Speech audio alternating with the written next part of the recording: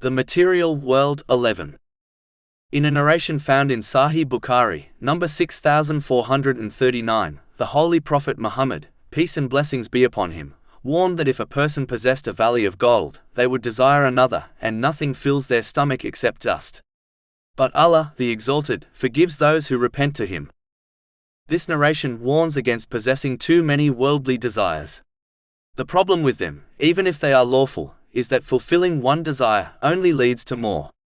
One door leads to 10 others. And this never ends unless one repents from this behavior, or when they die and the dust of their grave finally fills their stomach. Lawful worldly desires can also lead to unlawful desires, as many people who ended up in the unlawful began by indulging in lawful desires. The more desires a person has, the more needy they become, which is another name for being poor. This poverty never ends, irrespective of how much one obtains or how many desires they fulfill. It is why it has been said that the essential needs of a pauper gets fulfilled, as this is guaranteed by Allah, the Exalted, but the desires of kings are left unfulfilled.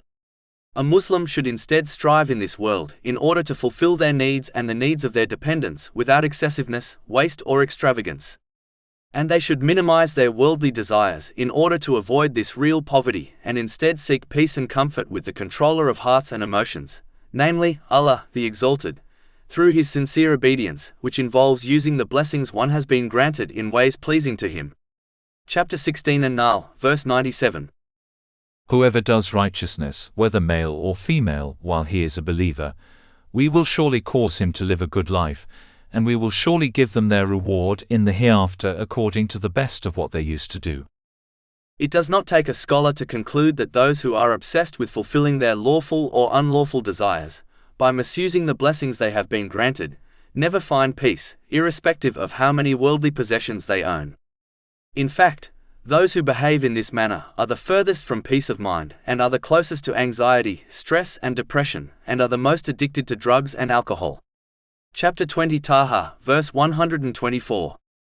And whoever turns away from my remembrance, indeed he will have a depressed, i.e. difficult life.